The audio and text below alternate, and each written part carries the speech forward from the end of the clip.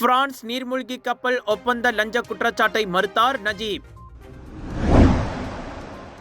சக்தி வாய்ந்த சூரிய புயல் பூமியை தாக்கலாம், நாசா எச்சரிக்கை.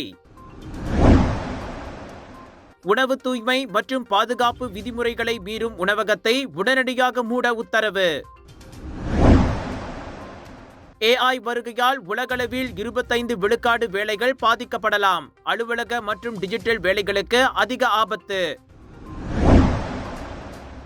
ஜூலை 2025 ஜப்பானில் பேரழிவு என கணிப்பு. ஜப்பானுக்கான சுற்றுலாவை ரத்து செய்யும் பயணிகள்.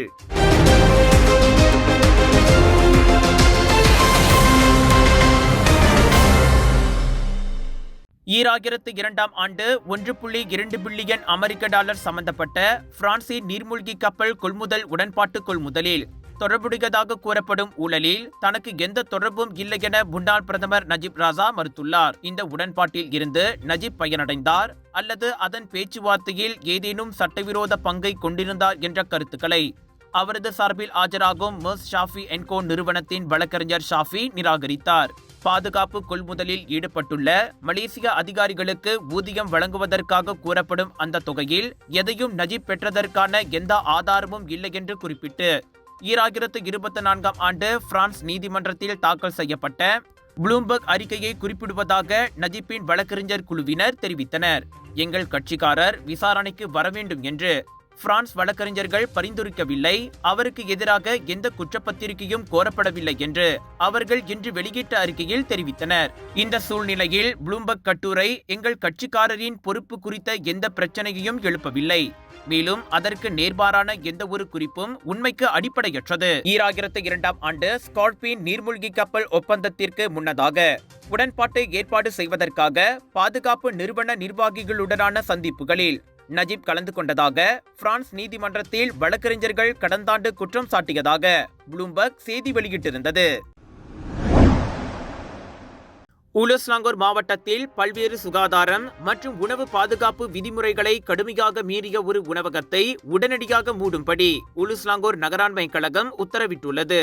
பொதுமக்களிடம் இருந்து வந்த புகார்களை தொடர்ந்து திடக்கழிவு மேலாண்மை மற்றும் பொது சுத்திகரிப்பு துறையின் ஆய்வு பிரிவு, அமலாக்கத்துறை மற்றும் உரிமம் வழங்கும் துறையுடன் இணைந்து மேற்கொள்ளப்பட்ட சோதனையை தொடர்ந்து 14 நாட்களுக்கு சம்பந்தப்பட்ட உணவகத்தை மூடுவதற்கு உத்தரவிடப்பட்டதாக உலுஸ்லாங்கூர் நகராண்மை கழகம் இன்று வெளியிட்ட அறிக்கையில் தெரிவித்தது. அந்த உணவகத்தின் சமையல் பொருட்கள் வைக்கும் அலமாரிகளில் எலி எச்சம், கரப்பான் பூச்சி எச்சம் ஆகியவை இருந்ததோடு நீண்ட நகங்களை கொண்ட உணவு கையாளுபவர்கள், சமையலின் போது அணிந்து கொள்ளும் மேலாடை மற்றும் தலைக்கவசம் அணியாதவர்கள், கழுவப்படாத கோழி முட்டைகள், வளாகத்தில் இருந்து வெளியேறும் கழிவுகள் பொது வடிகால்களில் சேருதல், உணவு கழிவுகளை பொது வடிகால்களில் கொட்டுதல் ஆகியவை இந்த உணவகத்தில் கண்டறியப்பட்ட குற்றங்களில் அடங்கும். கூடுதலாக எண்ணெய் தொட்டி முறையாக பராமரிக்கப்படவில்லை. சமையல் உபகரணங்கள் மற்றும் துப்புரவு துணிகளும் அசுத்தமான நிலையில் இருந்தன. திடக்கழிவு மேலாண்மை ஒழுங்காக அமைக்கப்படவில்லை மற்றும் பல குற்றங்கள் கண்டறியப்பட்டதாக 2007 ஆண்டின் உணவு நிறுவனங்கள் துணை சட்டங்கள் மற்றும் உணவுகள் கையாள்வோரின் விதிமுறையின் கீழ் 3 சம்மன்களும் அந்த உணவகத்திற்கு வழங்கப்பட்டன. GM இந்தியன்ஸோடு விஜய் டிவி மீடியா பார்ட்னராக இணைந்து பிரம்மாண்டமாக வழங்கும் Johor international Indian expo and viral food festival 24 May தொடக்கம் 2 ஜூன் வரை தாசிக் சென்ட்ரல் ஸ்கூடாய் ஜோர் பார்வில் ஹோல்சேல் விலையில் சாரிகள், Punjabi suit, lehenga, wedding collections, kids wear அனைத்தும் உண்டு. ஃபுட் ஃபெஸ்டிவலில் 100க்கும் அதிகமான உணவுகள், panipuri, kunafa, cheese nachos, Indian, western, Arabic என கலக்கலான உணவுகள். சாப்பிட ஒரு நாள் போதாது, திரண்டு வாருங்கள்.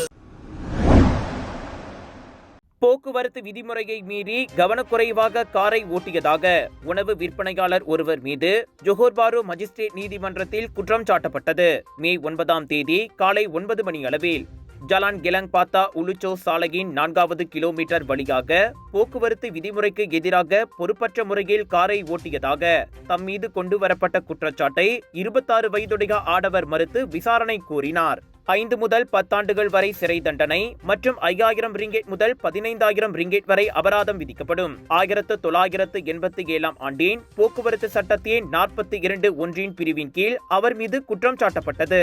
அவருக்கு 6000 ரிங்கெட் ஜாமீன் அனுமதிக்கப்பட்டதோடு வழக்கு விசாரணை முடியும் வரை மாதந்தோறும் ஒரு நாள் போலீஸ் நிலையத்தில் ஆஜராக வேண்டும் என்பதோடு கடப்பிதழை நீதிமன்றத்தில் ஒப்படைக்கும்படி மஜிஸ்ட்ரேட் நூர்ஃபாத்தீன் முகமது ஃபாரிட் உத்தரவிட்டார். அவர் மீதான குற்றச்சாட்டு ஜூன் 20ஆம் தேதி மீண்டும் செவிமடுக்கப்படும். AI அதிநவீன தொழில்நுட்பத்தின் வருகையால் உலகளவில் 25 விழுக்காடு வேலைகள் பாதிக்கப்படலாம். அதுவே டிஜிட்டல் பயன்பாடு அதிகமுள்ள பணக்கார நாடுகளில் அது 34 விழுக்காட்டை தொடலாம். குமாஸ்தா மற்றும் டிஜிட்டல் தொடர்பான வேலைகளே அதிகம் பாதிக்கப்படும் என ILO எனப்படும் அனைத்துலக தொழிலாளர் அமைப்பு மற்றும் போலந்து தேசிய ஆராய்ச்சி கழகத்தின் அறிக்கை தெரிவிக்கிறது. குமாஸ்தாக்கள் பார்க்கும் பல்வேறு நிர்வாக பணிகளையும் தரவுகளின் புகுத்தலையும் AI-யால் எளிதில் செய்துவிட முடியும் என்பதால் அவ்வேளை அதிகம் பாதிக்கப்படுகிறது. அதற்கடுத்து ஊடகத்துறை, மென்பொருள் உருவாக்கம், நிதியியல் போன்ற அறிவாற்றல் வேலைகளும் பாதிப்பை எதிர்நோக்குகின்றன. ஆள்பல சந்தையை AI மீண்டும் வடிவமைக்கும் சாத்தியம் குறித்து இதுவரை வெளியானதிலேயே இதுதான் உலகளாவிய துல்லிய அறிக்கையாகும். AI கொண்டு வரும் தாக்கத்தால் உலகளவில் 40 விழுக்காடு வேலைகள் பாதிப்படையலாம் என IMF எனப்படும் அனைத்துலக நிதியம் கடந்தாண்டு கூறியிருந்ததுடன் இவ்வறிக்கை ஏறக்குறைய ஒத்துப்போகிறது. என்றாலும் இந்த ஆய்வானது வேலை உருமாற்றத்தை தான் அதிகம் வலியுறுத்துகிறதே தவிர வேலையிடங்களில் பேரளவில் ஆட்களுக்கு பதிலாக AI-ஐ அமர வைப்பதில் அல்ல. உலக நாடுகள் எச்சூழ்நிலைகளையும் எதிர்கொள்ளவும் விரைந்து செயல்படவும் ஏதுவாக இவ்வறிக்கை உதவும் என ILO மூத்த ஆராய்ச்சியாளர்கள் கூறுகின்றனர். பிரம்மாண்ட அரங்கம், 10 ஃபெஸ்டிவல்ஸ், 100க்கும் அதிகமான நட்சத்திர கலைஞர்கள், ஆயிரக்கணக்கான போட்டியாளர்கள், லட்சக்கணக்கான பார்வையாளர்கள், மில்லியன் கணக்கான சாய்ஸஸ், இவை அனைத்தும் நாட்டின் தலை சிறந்த மற்றும் புகழ்பெற்ற இந்திய எக்ஸிபிஷன் ஏற்பாட்டாளரான colours of India Vijay TV media பார்ட்னராக இணைந்து வழங்கும் பிரம்மாண்டத்தின் உச்சக்கட்டம் beyond international Indian expo 4 to 8 June வரை KSL Esplanade Mall, Bandar Bestari, கிளாங்கில். இதுவரை இல்லாத பிக் சேல், பிக் டிஸ்கவுண்ட். சூரியனின் மிகவும் தீவிரமான பகுதி விரைவில் பூமியை நோக்கி திரும்புவதால் வரும் நாட்கள் மற்றும் வாரங்களில் சூரிய புயல்கள் மற்றும் பிற தீவிர விண்வெளி வானிலை நிகழ்வுகள் ஏற்படலாம் என வானியலாளர்கள் எச்சரித்துள்ளனர். இந்த செயல்பாடு பூமியில் அரோராக்கள் எனப்படும் அதிர்ச்சியூட்டும் ஒளிக்காட்சிகளையும் சாத்தியமான இருட்டினையும் ஏற்படுத்தும் என எதிர்பார்க்கப்படுகிறது. அமெரிக்க விண்வெளி ஆராய்ச்சி நிறுவனமான நாசாவின் சூரிய இயக்கவியல் ஆய்வகம் அதனை கோடிக்காட்டியது. அண்மையில் புதிதாக உருவான சூரிய புள்ளி பகுதியில் இருந்து 2025ஆம் ஆண்டின் மிக சக்தி வாய்ந்த வெடிப்பை அது பதிவு செய்தது. சூரிய பிழம்புக்கு சாத்தியமான மிக உயர்ந்த வகையான X2.7 எரிப்பு என வகைப்படுத்தப்பட்ட இந்த நிகழ்வு மத்திய கிழக்கின் சில பகுதிகளில் வானொலி மின்தடைகளை தூண்டியது. இதனால் அதிக அதிர்வெண் கொண்ட வானொலி சமிக்ஞைகள் சுமார் 10 நிமிடங்கள் தடைப்பட்டன. இந்த பகுதியில் இருந்து தொடர்ந்து ஏற்படும் எரிப்புகள் மற்றும் சூரிய வெடிப்புகளால் வானொலி தகவல் தொடர்புகள், மின்சார சக்தி கட்டங்கள், நேவிகேஷன் சமிக்ஞைகள், விண்கலங்கள் மற்றும் விண்வெளி வீரர்களுக்கு ஆபத்துகள் ஏற்படலாம் என நாசா குறிப்பிட்டது. சூரியன் தற்போது அதன் 11 ஆண்டு செயல்பாட்டு சுழற்சியின் உச்சத்தில் உள்ளது. இது நட்சத்திரத்தின் காந்த துருவங்கள் புரட்டப்படுவதன் விளைவாகும். இதனால் அது ஒரு கட்டத்தில் புயல் நிலைக்கு மாறுகிறது. இந்நிலையில் மே 22இல் பிரிட்டன் மற்றும் அயர்லாந்தில் அரோராக்கள் தென்படும் என எதிர்பார்க்கப்படுகிறது. இந்த சூரிய ஒளி நிகழ்வுகளால் நாம் நேரடியாக பாதிக்கப்பட மாட்டோம் என்றாலும் அரிதான நிகழ்வுகளில் தகவல் தொடர்பு, GPS மற்றும் மின்சாரத்தில் ஏற்படும் சிறிய இடையூறுகளுக்கு மக்கள் தயாராக இருக்க கேட்டுக்கொள்ளப்பட்டுள்ளது.